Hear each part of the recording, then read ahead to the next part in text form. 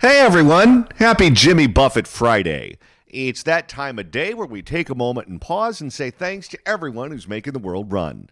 Let's start with the men and women in the military, police officers, firefighters, doctors, nurses, lab technicians, hospital orderlies, small business owners, restaurateurs, truck drivers, everyone working at the grocery stores and fast food joints, the Port of Los Angeles, Long Beach, and Oakland, and Union Station, the pilots and flight attendants. Let's listen to the chief parrot head himself, Mr. Jimmy Buffett, sing the national anthem. And a very happy Friday to you at 12:08 in the West. It's the John Phillips Show. Mr. Randy Wang has the day off. 800-222-5222 is the telephone number. 1-800-222-5222. Is this the dog days of summer or what? Thank God it's Jimmy Buffett Friday, so we can listen to Jimmy Buffett music, and that can keep us cool, at least in our own heads. Because where I'm at right now, it's triple digits, and it's been triple digits all week. And this week, it's been bouncing back and forth between 110 and 120 degrees. And let me tell you, if you exist in that kind of heat and you aren't moving a little bit slow, God love you. Just in case there are any of those real housewives of any of the seasons, any of the cities are listening to this program today, and I know there's at least one of them that listens because when I gave a speech in Orange County, she showed up to the speech. Oh, yes. Can you hear the sizzling? If any of those real housewives are thinking about going to the California desert right now, do not do it. I repeat, do not do it.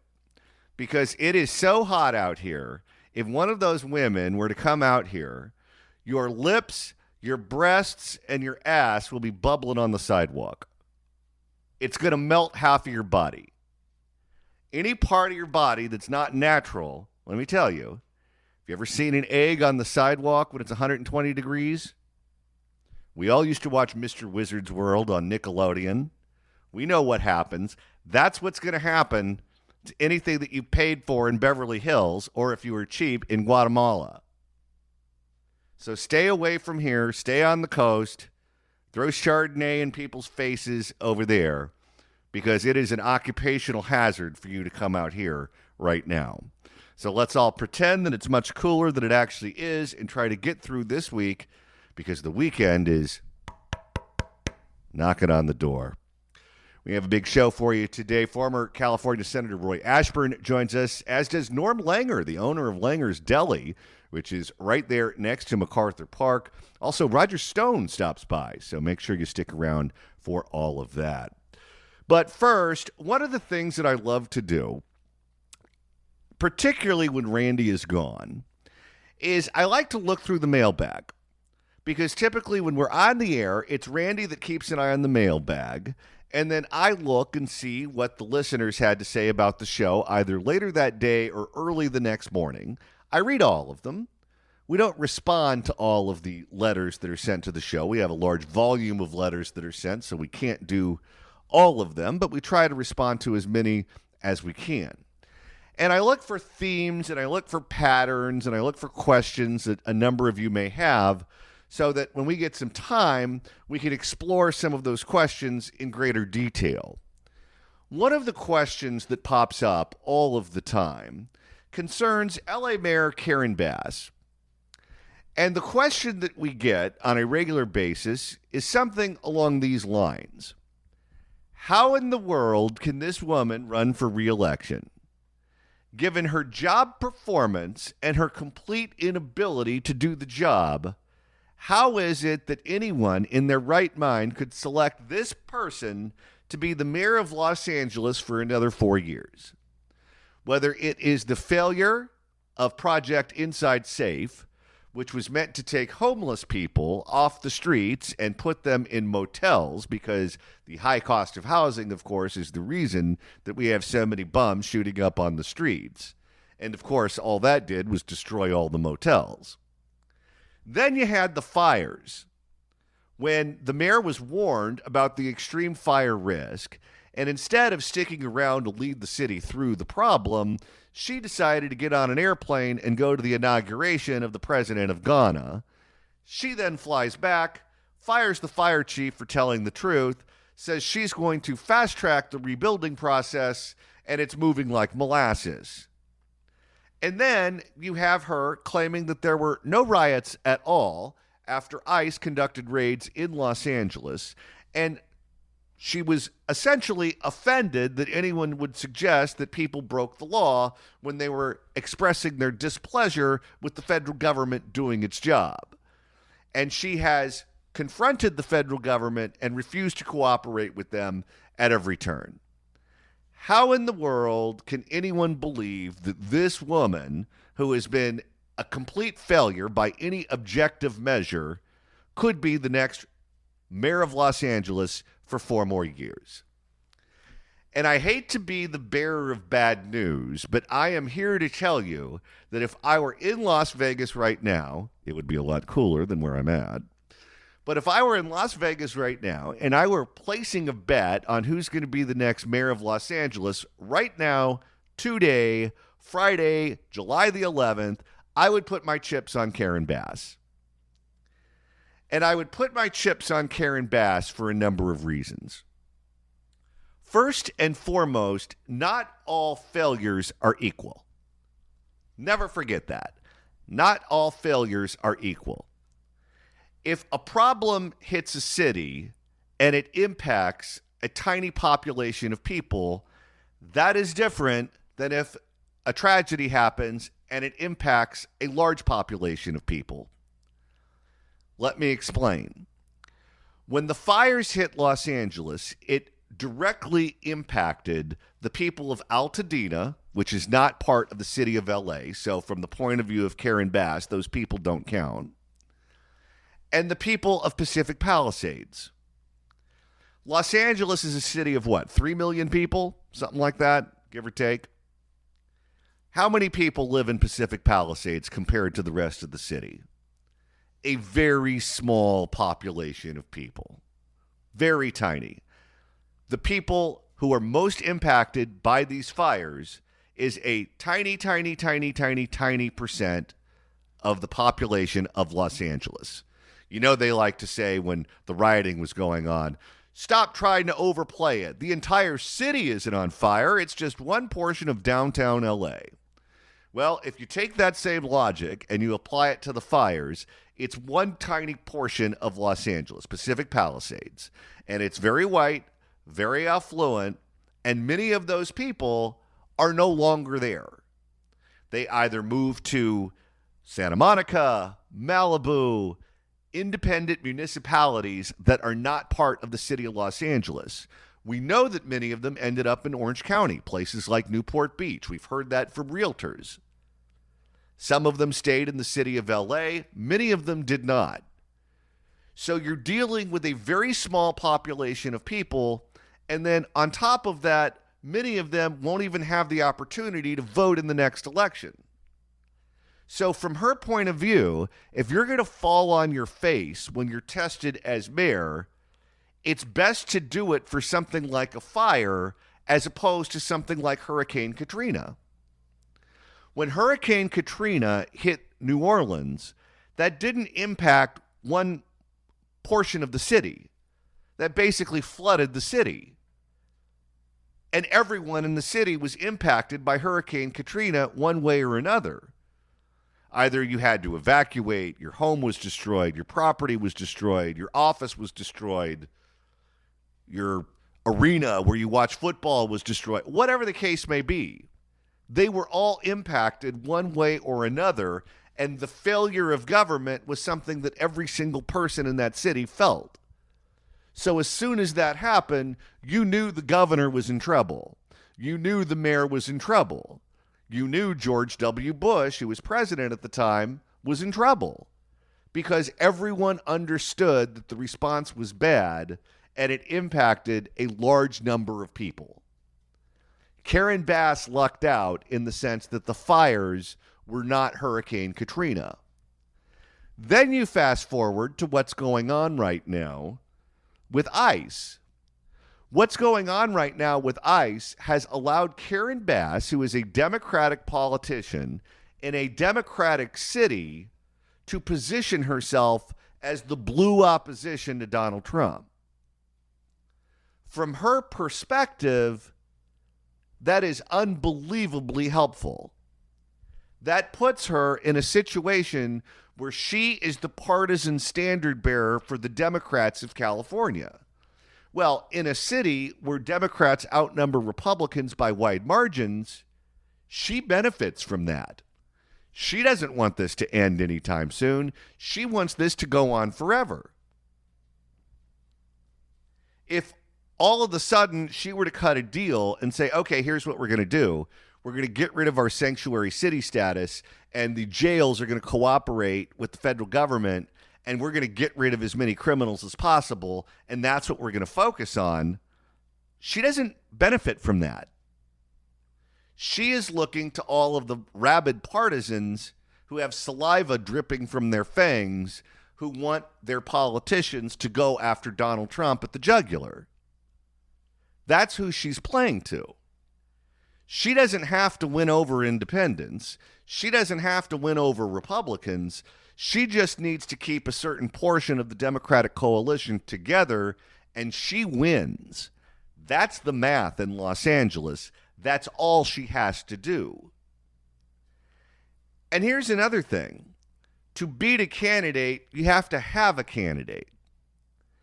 And last time around, the candidate running against Karen Bass was Rick Caruso, the businessman who wanted to turn Los Angeles around, law and order, all of those things. He lost, and it wasn't particularly close, and he spent a lot of money.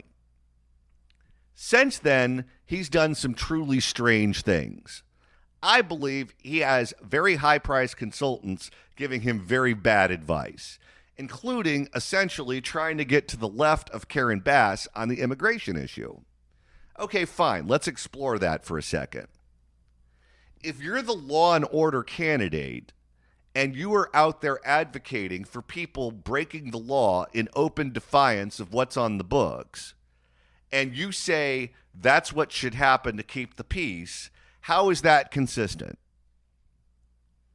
It's not consistent to my eye, and I don't think it's consistent to many. So let's say you're an open borders type, and you want a completely open southern border, and you don't want anyone deported ever. He wants people to go to jail for things like retail theft. If you want that border to be open, and you don't want anyone who's here illegally to be deported, how do you think that person's going to come down on something like retail theft? That person's going to say, we're too tough on them. They're poor. They're disadvantaged. Target has nice stuff. They don't. Why should Target have nice stuff and not these people? This guy seems like he wants to over-incarcerate the city of Los Angeles. The group that he's appealing to is never going to vote for him.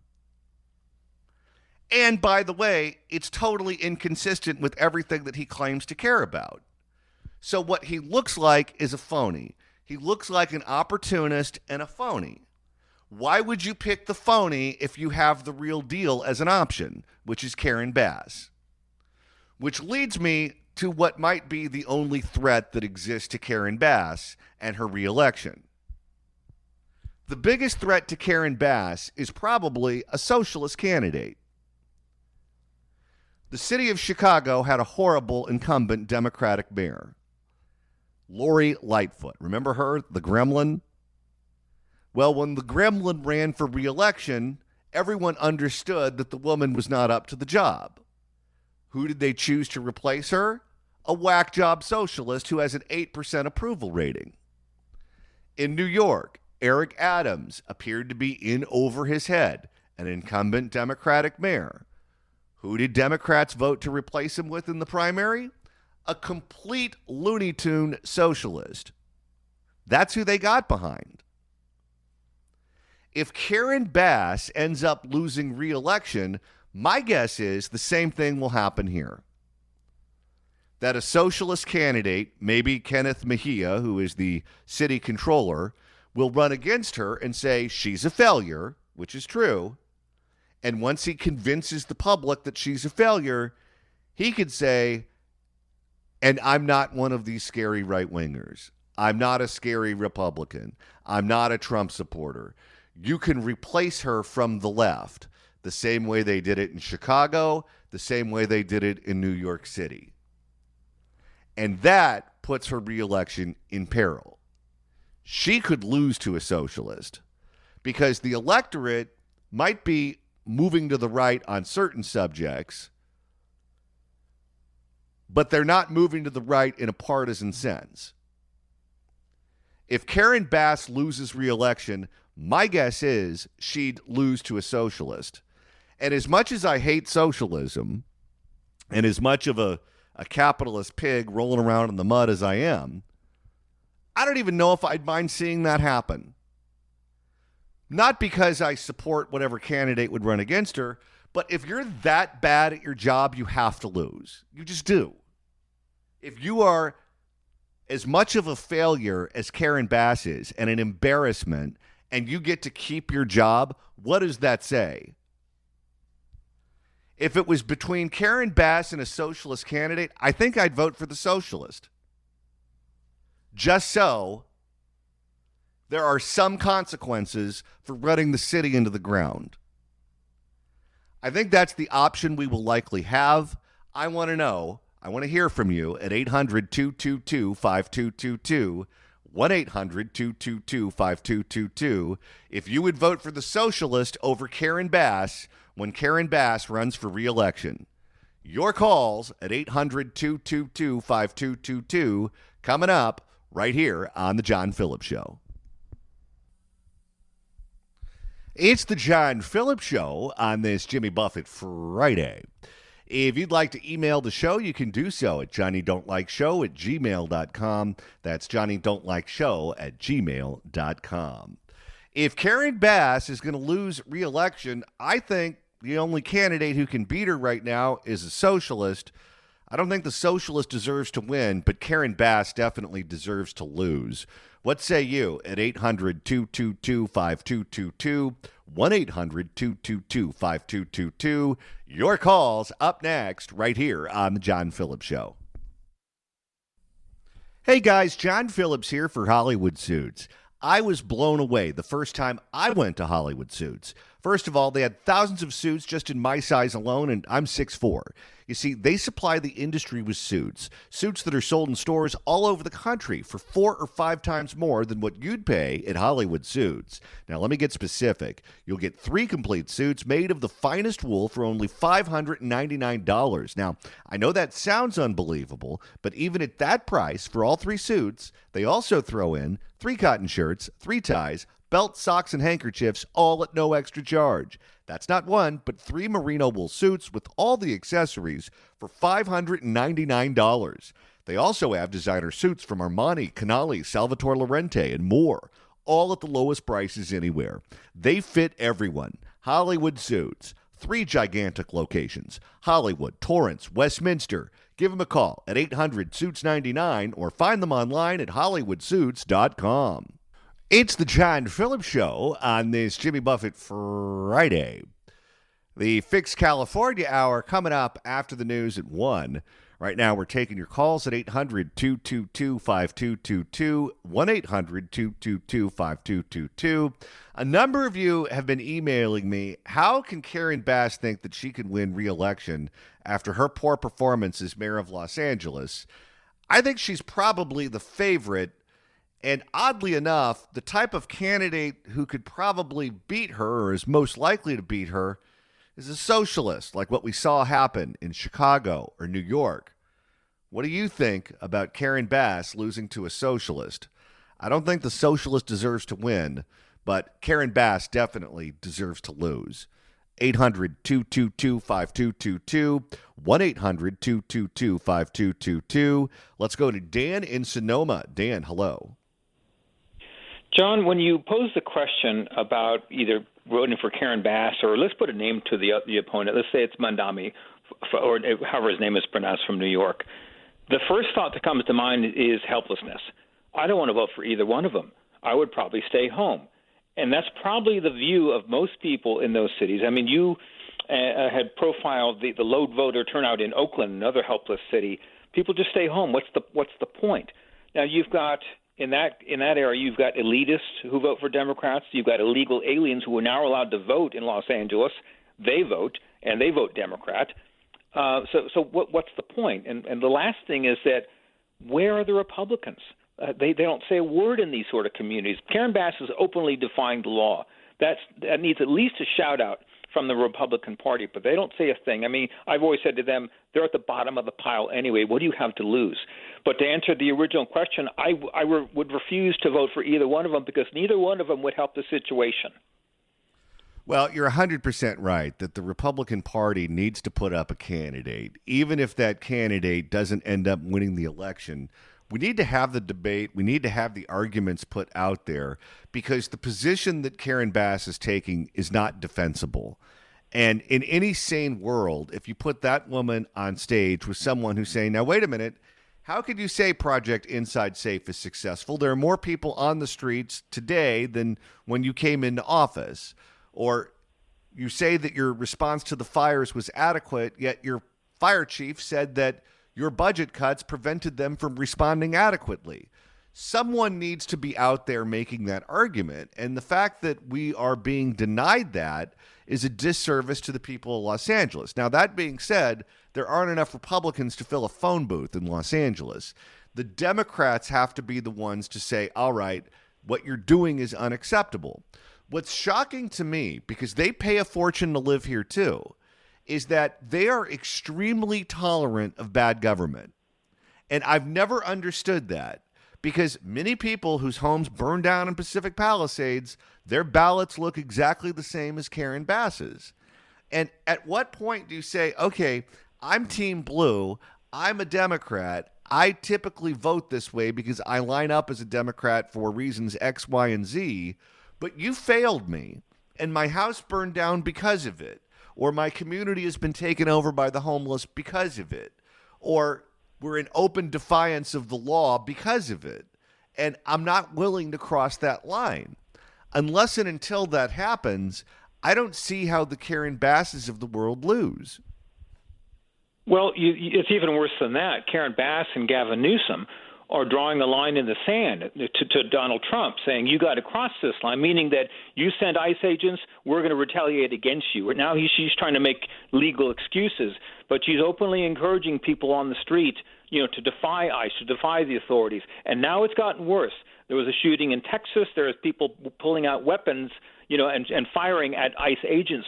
What's going to happen is if this isn't stopped, this will be civil war. If they're going to fire at officers, they're going to fire back at some point. I don't see President Trump saying they're just going to sit there and take it. And I don't want a civil war in the streets of Los Angeles, but that's where we're headed. Thank you for the call, sir. Let's go to Ron in Winnetka. Ron, hello.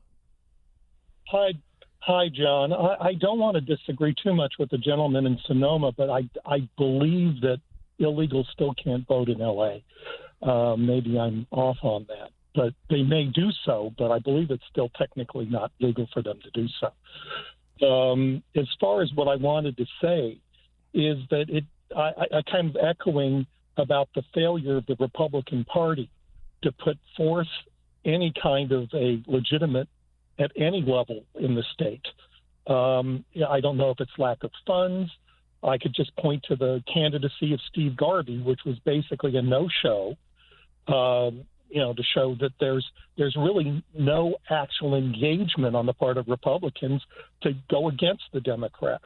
And I understand, and maybe you could educate me if there's a fallacy in what I'm worried about. And that is, it seems like nationally the Republicans like to point to California as, the dangerous place that you don't want to be, California. And for some reason, it kind of serves Republicans nationally.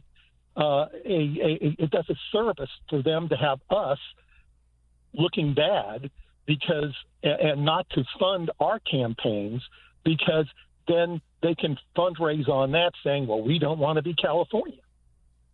Maybe I'm wrong, but Steve Garvey is a great example of what we should not be doing. Now, he did make it to the runoff. And he did excite people in the primary because he's a Dodger, and people have very warm reactions, at least in Southern California, to the Dodgers and specifically to that era when he was a star player on the team. But in terms of him being a candidate, we invited him on this program any number of times. I think he came on once or maybe twice, but that campaign was a very long one. And we invited him over and over and over again. And Garvey's press team kept him off the air, not just here, but elsewhere. I talked to people at other shops in town, in other markets in the state, and they hid that guy.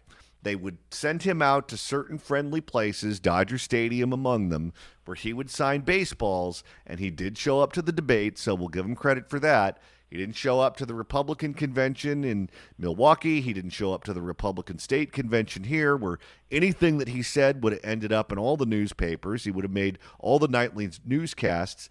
And it's like they did the bare minimum. And I don't know if it's because they're trying to collect delegates at the state convention, or if it's the people working on these campaigns who just need a horse so they can all make a bunch of money. I don't know what it is. But it's time to stop doing that. And they need to put people out there who are going to campaign aggressively and make the argument. Because, again, the argument that the other side is making is not a defensible argument.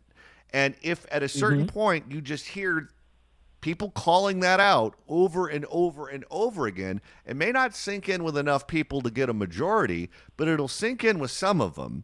And you have to start somewhere. So that argument needs to take place, and it needs to take place day after day.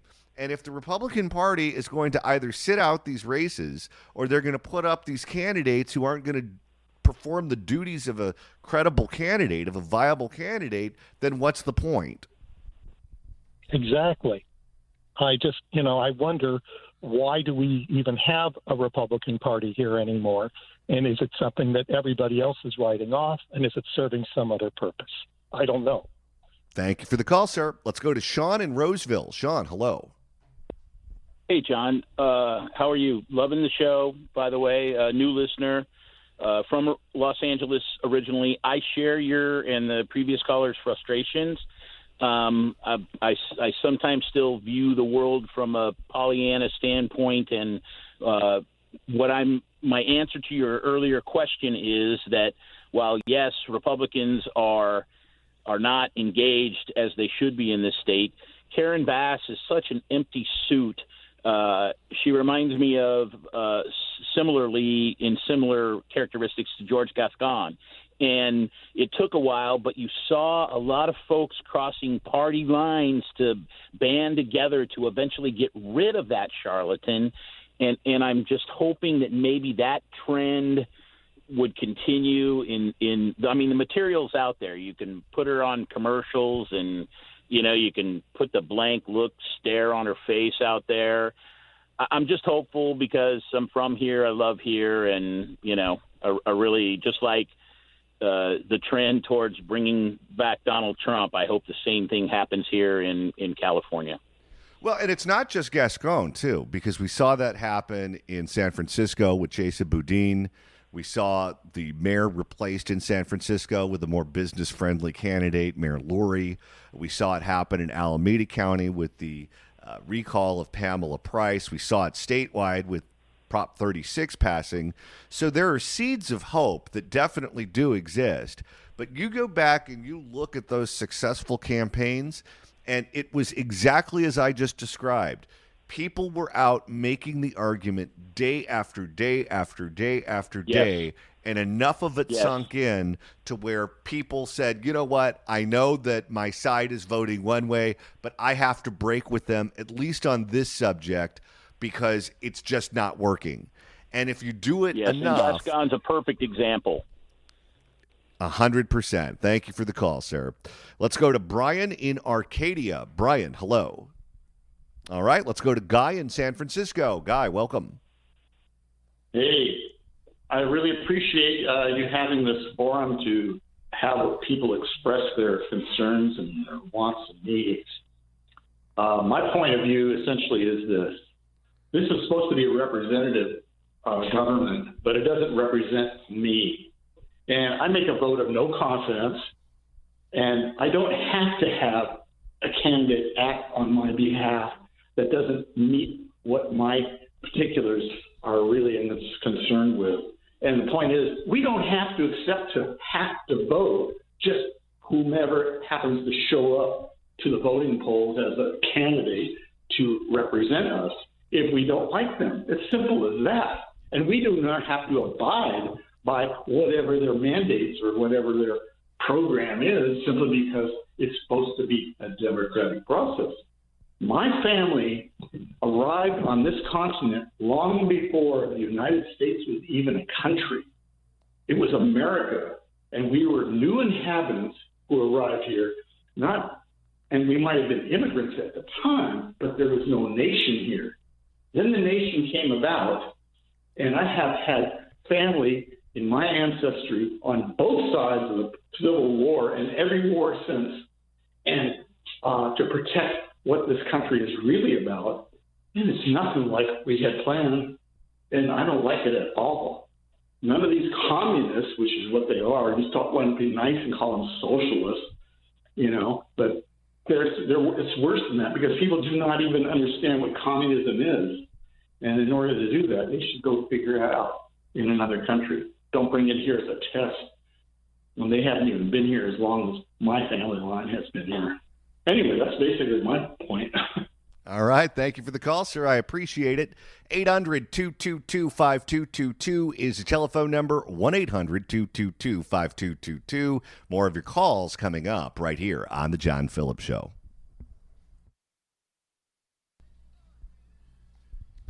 It's The John Phillips Show on this Jimmy Buffett Friday.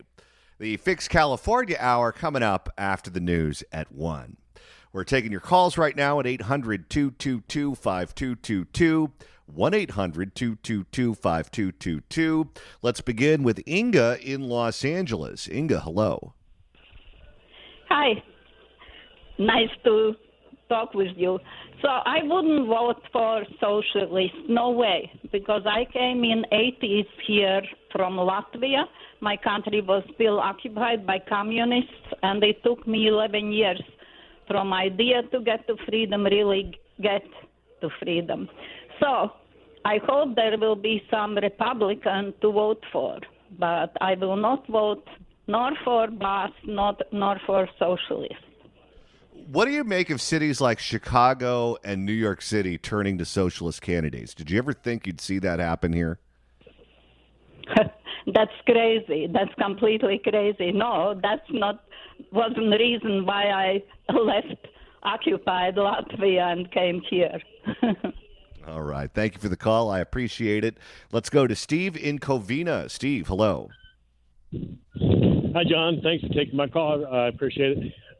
So what I want to say is, my friends and family, a lot of people I know, and the people that were previously liberal are for the most part, all Donald Trump voters. Okay, so when I look at the last election, Rick Caruso was ahead for a week, and then finally Karen Bass took the lead and won. I mean, when are radio stations going to start talking about voter fraud? That's I just believe that it's so clear. I mean, making it illegal to see voter ID, how obvious can it get? I mean, that's our biggest concern of all my conservative friends is voter fraud. And we just, pray that people start talking about it, that it starts coming out. And it's very discerning to us to see someone like a communist pig like Karen Bass win the election over Rick Caruso when we know they stole it. So that's about all I have to say. Well, here's what I would say to that. When it comes to voter fraud and those sorts of things. If you really want to cut back on that, then cutting U.S. aid and cutting government programs that throw money around to organizations that harvest ballots and those sorts of things is a good place to start. because so many of those ballots that came in at the last minute were harvested ballots. And you look at these groups that want to harvest ballots from the unions or the homeless or immigrants or fill in the blank. And so many of these organizations get some of their money from us, the taxpayers, where our tax dollars are being used to fund these groups that then harvest the ballots that go against what we want. And that happens all of the time. And the best way to prevent that from happening is to just cut off the money. Because when you cut off the money, a lot of these organizations have a lot of graft in them, where the people who work there, they steal a lot of the money, they hire their friends, they hire their family members, they launder the money amongst themselves, and it's just a great way for them to get rich. Now, you have to have some kind of mission statement, and that mission statement is making sure the friendly people get elected and the money keeps coming. So if you want to stop that from happening, the best way to do it, and picture ID when you vote is great, but just cut off the funding for a lot of these organizations that play in that sandbox. All right, we've got 2 more hours coming up on the John Phillips Show. The Fix California Hour is next. Don't you go anywhere.